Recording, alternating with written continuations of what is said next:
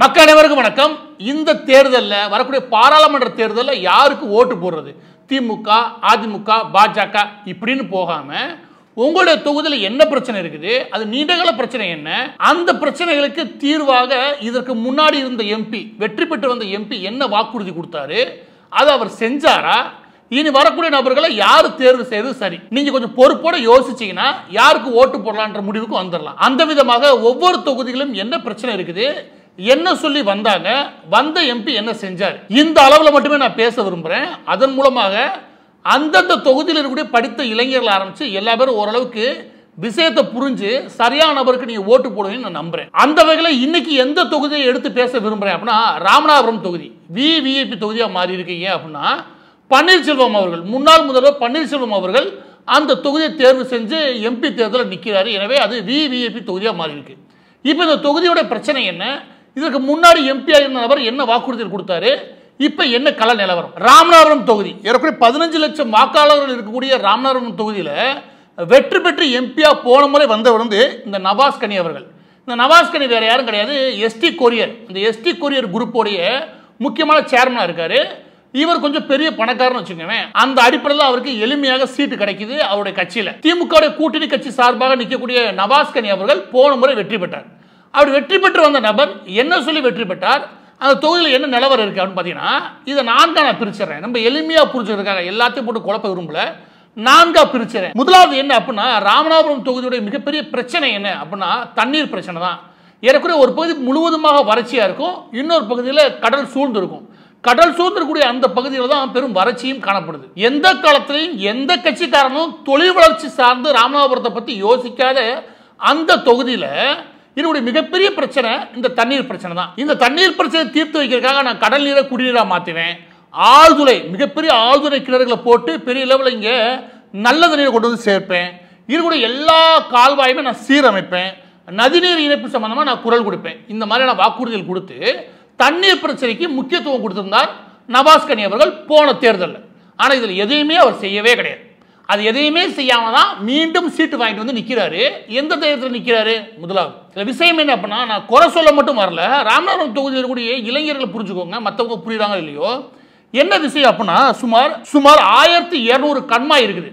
1200 கண்மாயில் 640 கண்மாய் வந்து பொதுப்பணித்துறைக்குள்ள வருது, அரசாங்கமே கையில் வச்சிருக்கு. இந்த 640 கண்மாயில் எனக்கு தெரிஞ்சு ரொம்ப கொஞ்சமா ஒரு 50-60 கண்மாய் கூட ஒழுங்காக சீரமைக்கலை. மீது இருக்கிற எல்லா கம்மாயுமே உங்களுக்கே தெரியும், எல்லாமே கருவேல மரங்கள் நிறைஞ்சு போயிருக்கு, எல்லாம் காடு மாதிரி கிடக்கு. இந்த மாதிரி கிடந்துச்சுன்னு இப்போதான் போன வருடம் நவம்பர் டிசம்பரில் நல்ல மழை கிடைச்சது. ஆனாலுமே கூட அங்கே பெரிய அளவில் அந்த மழையை சேமித்து வைக்கக்கூடிய அந்த கண்மாய் இருக்கு இல்லையா, இயற்கையோட அந்த கண்மாய்கள், அதை தூர்வாரி முறையாக பராமரிக்காத காலத்தினால உங்களுக்கு எல்லா காலமும் தண்ணீர் பிரச்சனை இருந்தே தீரும்.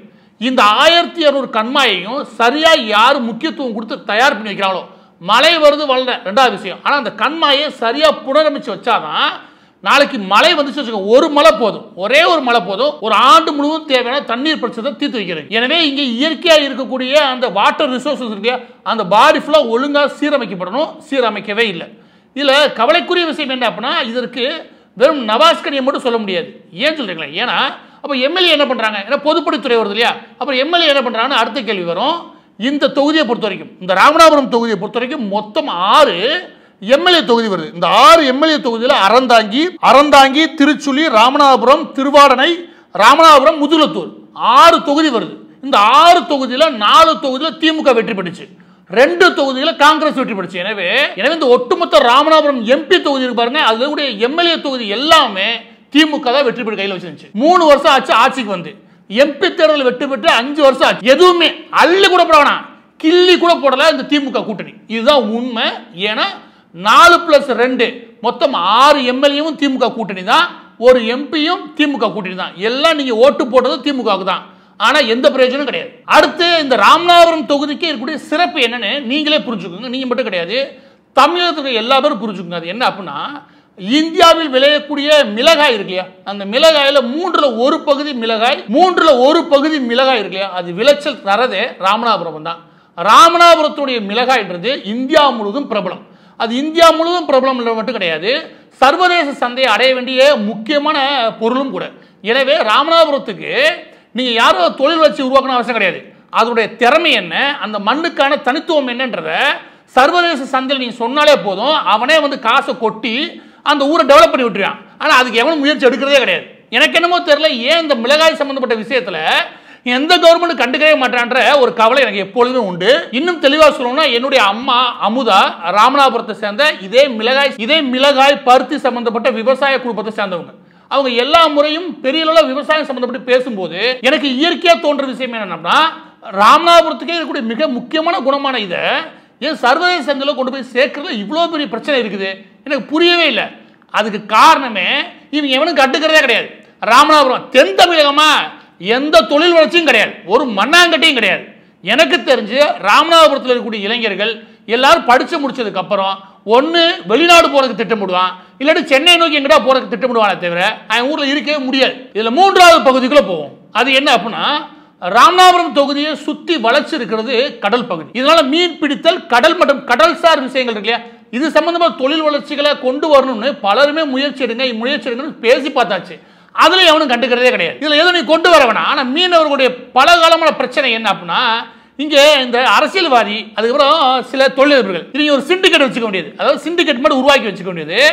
அந்த மீனை கொள்முதல் பண்றாங்கல்ல, அதை வாங்குறாங்கல்ல, அதை ஒட்டுமொத்தமா இவங்களே விலை நிர்ணயம் பண்ணிடுவாங்க. மொத்தமே ஒரு 5 ல இருந்து 6 பேர் தான் இவ்வளவு விலைக்கு தான் வாங்கணும், இதுக்கு மேல நம்ம கூட்டவே கூடாது. மீனவர்களுக்கு பெரிய கஷ்டப்பட்டு மீன் பிடிச்சிட்டு வந்தாலுமே சர்வதேச சந்தையில என்ன விலை இருக்கோ அந்த விலையில அவங்க மீனை விற்க முடியறதே கிடையாது. ஏன்? இவங்க சிண்டிகேட் வச்சுக்கிறாங்க. யாரு அங்க இருக்கக்கூடிய அந்த மீனை கொள்முதல் பண்றாங்கல்ல, அவங்கள்ட்ட காசு இருக்கு, அவங்கள்ட்ட வித்தாகணும் அப்படி ஒரு நிலைமையில மீனவர்கள் இருக்காங்க. 2 நாள் 3 நாளா வச்சுக்க முடியாது, ஏன்னா வாங்கி கொண்டு வந்து வித்தாச்சு. வித்தாகணும்னு நினைக்கும் போது அந்த பரபரப்பான சூழலை பயன்படுத்திக்கிட்டு இவங்க எல்லாம் சிண்டிகேட் அமைச்சு இவங்க எல்லாம் ஒரு கூட்டு கலாணித்தனம் பண்ணிக்கிட்டு அரசியல்வாதிகளோட உட்காந்துக்கிட்டு அங்கே விலை நிர்ணயம் இருக்குல்ல, அது குறைச்சே தான் எல்லா களவும் பண்றாங்க. இது ஒரு பெரிய தலைவலி ராமநாதபுரத்தை சேர்ந்த மீனவர்களுக்கே.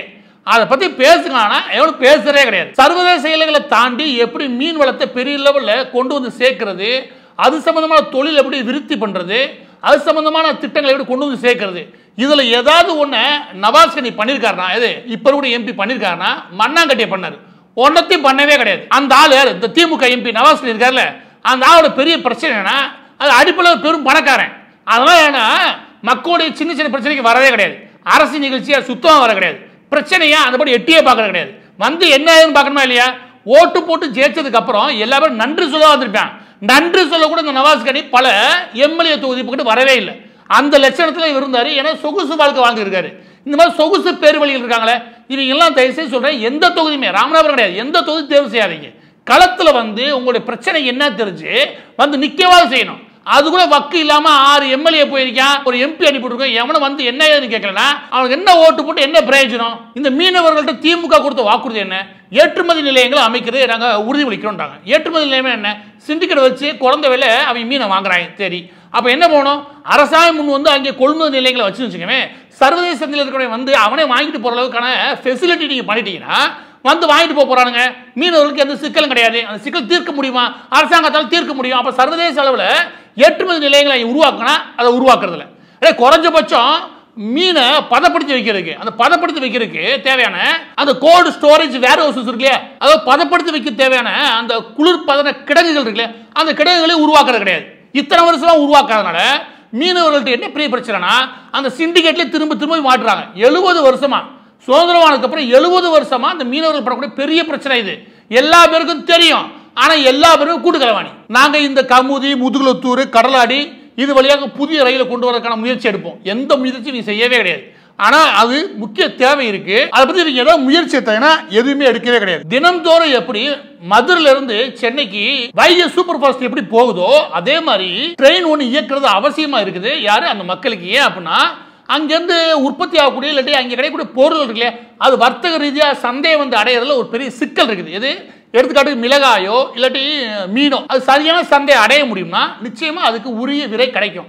அப்போ உரிய விலை கிடைக்கணும்னா இங்கே போதுமான அளவுக்கு டிரான்ஸ்போர்ட்டேஷன், அதாவது போதுமான அளவுக்கு போக்குவரத்து வசதிகள் இருக்கும். அதுவும் முக்கியமாக இந்த ரயில் சம்பந்தப்பட்ட விஷயத்தில் நல்ல முன்னேற்றம் தேவை.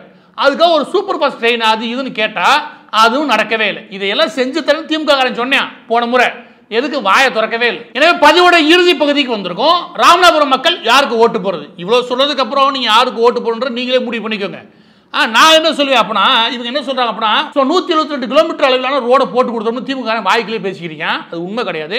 அது பிரதமருடைய கிராமப்புறங்கள் இருக்கு இல்லையா, அந்த கிராமப்புறங்களை நோக்கி 122 கோடி ராமநாதபுரம் தொகுதிக்கு மட்டும் பிரதமர் நரேந்திர மோடி அவர்களுடைய திட்டத்தின் கீழே ஒதுக்கப்பட்ட நிதி. அதன் அடிப்படையில் தான் அங்கே 172 கிலோமீட்டர்ல ரோடு போட்டு முடிச்சிருக்காங்க. அதுக்கு காரணம் இந்த ஆளுங்க கிடையவே. ரெண்டாவது என்ன அப்படின்னா, பல இடங்களில் இந்த சோலார் விளக்குகள் போட்டிருக்காங்க. சுமார் 2000 இடங்களில் போட்டிருக்காங்க. அதற்கு காரணமும் சென்ட்ரல் கவர்மெண்டுடைய திட்டம் தான். அதற்கப்புறம் ஜல்ஜீவன் திட்டம் வருது. அதாவது எல்லா வீடுகளுக்கும் நல்ல தண்ணி வந்து சேரணும். இப்போ ஏற்கனவே 25 30 ரூபா வச்சுருக்காங்க ஒரு குடம். எங்கே ராமநாதபுரத்தில் அந்த நிலைமை இருக்கக்கூடாது. எல்லாரோட வீட்டுக்குமே நல்ல தண்ணி வந்து சேரும்னு ஒரு திட்டத்தை தீவிரமாக அமல்படுத்திட்டு இருக்காங்க. அந்த திட்டத்தை கொண்டு வந்து சேர்த்தாங்கன்னா எனக்கு தெரிஞ்சு ராமநாதபுரத்துக்கு ஒரு விடுவு காலம் வரும்.